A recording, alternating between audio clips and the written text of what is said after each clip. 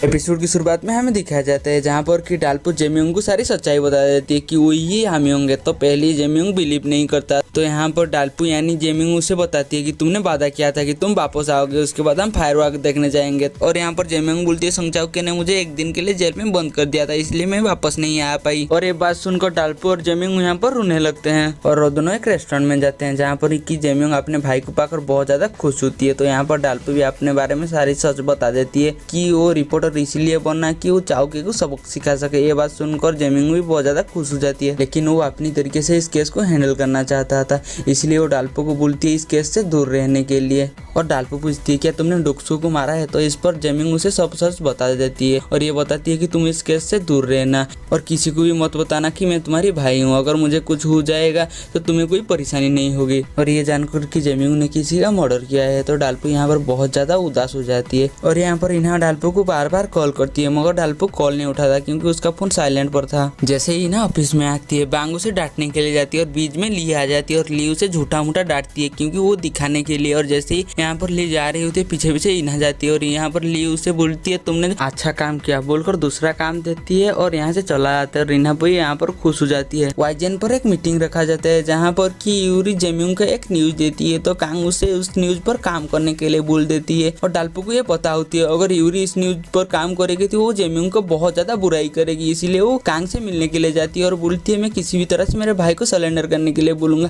ये बात जैसे ही कांग सुनती है, कांग यहाँ पर उस केस को डालपू को दे देती है। ये बात जैसे ही यूरी को पता चलती है कि वो केस को डालपू को दे दिया गया है तो यहाँ पर यूरी भड़क जाती है उन दोनों के ऊपर। दूसरी तरफ इन्हा और डालपू और जेमियोंग के बारे में सोच रही थी वो सही से मिले होंगे या नहीं। ये सोचते सोचते वो एक जगह पर जाकर ड्रिंक करने लगती है और साइड में यूरी ड्रिंक कर रही होती है क्योंकि उसे कैप्टन के ऊपर बहुत ज्यादा गुस्सा आ रही होती है, तो वो रूले पर अपना गुस्सा उतारने लगती है। तो इन्हा उसे देख लेती है और उसके पास जाकर बैठ जाती है और दोनों मिलकर यहाँ से ड्रिंक करने लगते। और दूसरी तरह डालपू जेमियोंग से मिलने के लिए जाती है और उसे सरेंडर करने के लिए बोलती है। इस बात पर दोनों में लड़ाई हो जाती है और यहाँ पर जेमियोंग बोलती है संगचाओ की वजह से हमारी माँ का मौत हो गई है, मैं उसे ऐसा नहीं छोड़ूंगा। और यहाँ पर डालपू जो होती है और कुछ उसे कह भी नहीं पाता और चला आती है और सोचती है सब जो भी हुआ जेमियोंग के साथ वो मेरी वजह से हुआ है, अगर मैं इन्हा के घर पर नहीं रुकता और आकर मेरे भाई को ढूंढता तो मेरा भाई कभी खूनी नहीं होता है बोलकर बहुत ज्यादा रोने लगती है। और इधर यूरी और इन्हा बहुत ज्यादा ड्रिंक करते हैं और अपना दुखड़ा सुनाने लगते। कुछ समय के बाद यूरी यहाँ से चला जाता है और इन्हा को इतना चढ़ जाते हैं कि वो वहीं पर ही सो जाते हैं और बमजू उस रास्ते से जा रही थी वो इन्हा को देखती है मगर वो कुछ बोलता नहीं, आगे चला जाता है और कुछ सोचती है और वापस आती है और इन्हा को उठाने की कोशिश करती है मगर इतना ड्रिंक होती है कि उठती नहीं। तो यहाँ पर वो डालपू को कॉल करते और बोलते हैं इन्हा यहाँ पर बहुत ज्यादा ड्रिंक है, तो डालपू यहाँ पर भागते हुए आती है और इन्हा को अपने कान पर उठाकर घर में ले जाती है। और जैसे ही चुई उन्हें देखती है और बोलती है मैंने अब तक तुम्हें परमिशन नहीं दी, और जाकर इन्हा को सुला देती है और वो अपने रूम में आकर भी सो जाती है। और सुबह जैसे इन्हा उठती है चुई उसके पास आती है और काल की रात के बारे में उसे डांटने लगती है और बोलती है आकर खाना खा लो। तो यहाँ पर जैसे ही खाना खाकर वो रूम पर आती है उसे सिर्फ इतना याद आता है कि कल रात डालपू उसे कुछ भूलने के लिए बुला होती है। वो जाकर जैसे ही डालपू को इस बारे में पूछती है तो डालपू यहाँ पर उसे कुछ बताता नहीं और उसे यूरी की बात याद आती है और यूरी को कॉल करती है। तो हमें यहाँ पर यूरी को दिखाया जाता है जो कि न्यूज रूम में घुस गया होता है और वहीं पर सो रही होती है और वहाँ पर सब उसे देख रही होती है मगर उसे कोई उठाता नहीं है। इधर डालपू यूरी से बात करते हुए उसे पता चल गया होता है कि जेमियोंग चाओके के साथ इंटरव्यू करने के लिए राजी हो जाती है और ये बात जैसे ही डालपू को पता चलती है वो भागते हुए जेमियोंग के पास जाती है क्योंकि उसे पता होता है कि जेमियोंग चाओके के सामने आने के बाद वो चाओके को मार देगा। और डालपू जाकर इस बारे में जेमियोंग को पूछती है तो जेमियोंग इस बात पर एग्री कर जाती है और उसे समझाने की कोशिश करती है मगर यहाँ पर जेमियोंग कुछ भी नहीं समझता और डालपू को एक पंच मारती है और चला जाता है। अब यहाँ पर इन्हा भी जानना चाहती थी कल रात असल में क्या बात हुई,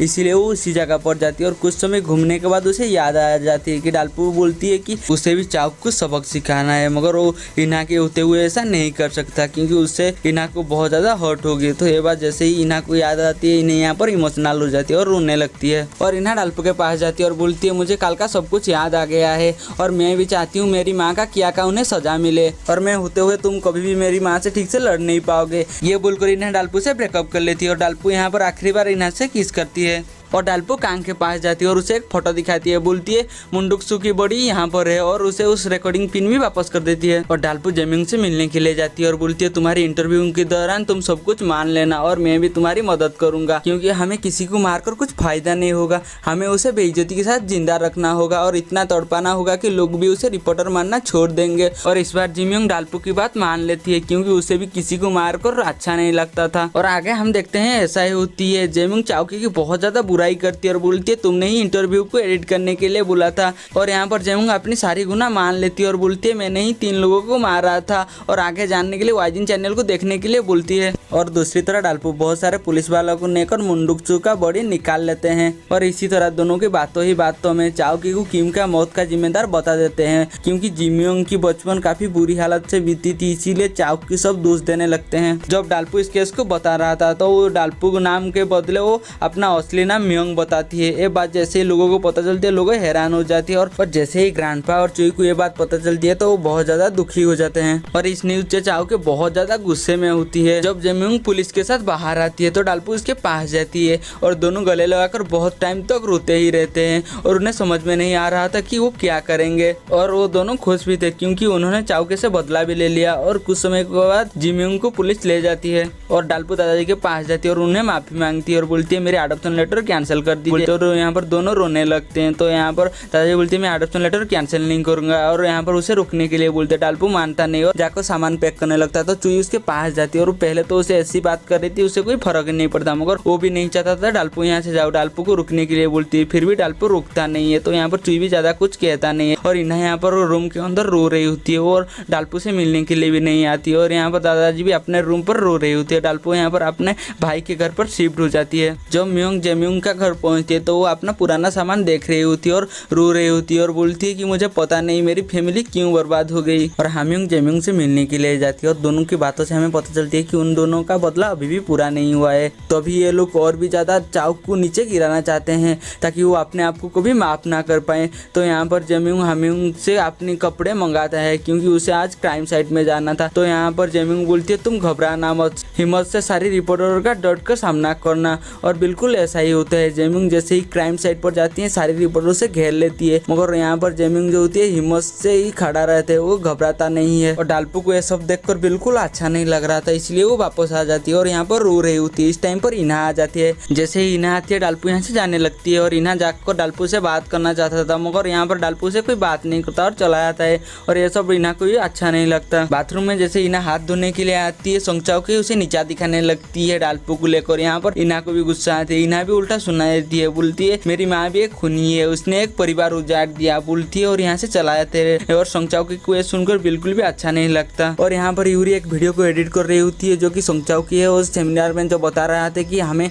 खबर पर थोड़ा सा मसाला मिलाना चाहिए, और वो वीडियो को वो यहाँ पर ऑनलाइन पोस्ट कर देती है और वो वीडियो धीरे धीरे वायरल हो जाती है। तो यहाँ पर सोंगचाओ के नेक्स्ट डे जैसे ऑफिस आ रही होती है पेपर में अपनी खबर देखकर उसे बहुत ज्यादा बुरा लगती है। और रास्ते में डालपू जा रही थी तो उसके पास जाती है और उसे बेइज्जत करने की कोशिश करती है, मगर उल्टा डालपू ही उसे नीचा दिखाती है और बोलती है मुझे लगता है तुम डरे हुए हो, और उसका इंसल्ट करती है डालपू यहाँ पर और चला जाता है। और चाओ के जो होती है वो यहाँ पर बहुत ज्यादा गुस्से में होती है और उस वीडियो धीरे धीरे वायरल होने लगती है। तो सोंगचाओ के चेहरा सबके सामने आने लगता है। और आगे हम देखते हैं जो लोग सोंगचाओ के की फेक न्यूज देखते हैं वो लोग एमएससी न्यूज के सामने धरने पर बैठ जाते हैं ताकि चाओ को नौकरी से निकाल दिया जाए। और ऐसा ही होने वाला था, पर एक केस में प्रूफ हो जाती है कि चाओकी ने झूठी न्यूज दी थी। और उसमें बताया जाता है कि कुछ समय पहले एक बस ड्राइवर ने कुछ सेंट का हेरा फेरी की थी। जैसे ये बात उसकी बॉस को पता चलती है तो वो उसे नौकरी से निकाल देती है और उस ड्राइवर कुछ दिन के लिए ऐसे ही डिप्रेशन में रहता है। तो और उसके बाद वो सुसाइड कर लेती है। और उस खबर को चाओकी ने सबके सामने लाया था, इसीलिए लोगों ने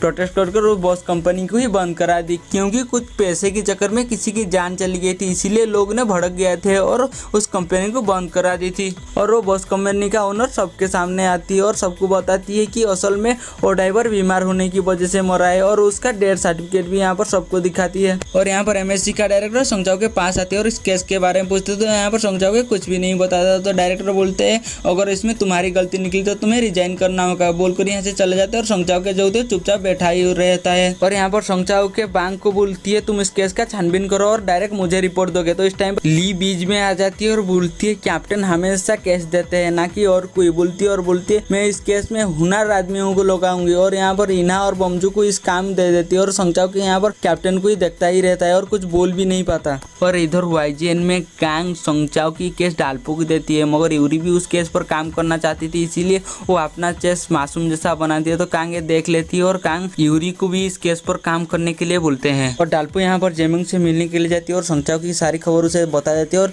उन दोनों कुछ टाइम ऐसे ही बात करते हैं। और यहाँ पर डालपू डालपू जो होती है वापस चला आता है। यहाँ पर बमजू कुछ सोचती है और इन्हा के पास जाकर बैठती है और बोलती है तुम्हारी मैसेज चुराने वाला लड़का मैं हूँ। ये बात जैसे ही इन्हा सुनती है, इन्हा को बहुत ज्यादा गुस्सा आती है, तो वो बमजू को एक थापड़ा लगाती है और बमजू जाकर एक कांच की दीवार पर टकरा जाता है। असल में ऐसा कुछ नहीं हो रहा होता है, बमजू ऐसा सोच रही होती है। और यहाँ पर जैसे ही बमजू जाकर इन्हा को पूछती है अगर तुम्हें वो लड़का मिल गया जो तुम्हारा मैसेज चुरा रहा था तो तुम उसके साथ क्या करेगा। तो यहाँ पर इन्हा बोलती है पहले तो मैंने उसके ऊपर बहुत ज्यादा गुस्सा किया, मगर उसके बाद मुझे पता चला कि वो मेरा एक प्राइवेट डायरी की तरह है। 13 साल तक वो मेरा मैसेज पढ़ता रहा। अगर और कोई होगा अगर मुझे मना करता तो मैं मैसेज नहीं करती, मगर वो चुपचाप मेरी मैसेज पढ़ता रहा। अगर मैं उसे मिलूंगा तो मैं उसे जरूर थैंक्स बोलूंगी। ये बात जैसे ही बमजू सुनते बमजू यहाँ पर हैरान होकर रह जाती है। आगे इन्हा और बमजू इस बस कंपनी की मालिक के पास जाते हैं तो दूसरी साइड डालपू और यूरी भी आ जाते हैं। उसके बाद डालपू इन्हा को साइड में ले जाती है और इस केस से दूर रहने के लिए बोलती है, क्योंकि उसके होने से डालपू का दिमाग भटक सकती है। इन्हा उसे यकीन दिलाती है कि उसकी वजह से डालपू को कोई भी तकलीफ नहीं होती है। बात डालपू सुनकर डालपू और इन्हा को कुछ बोल भी नहीं पाता। तभी हम देखते हैं चाव के बांग से बात कर रहा था। उनकी बातों से हमें पता चलती है कि चाव के उस टाइम पर डेथ सर्टिफिकेट कंफर्म नहीं की थी, क्योंकि वो उनकी फैमिली के ऊपर भरोसा करता था।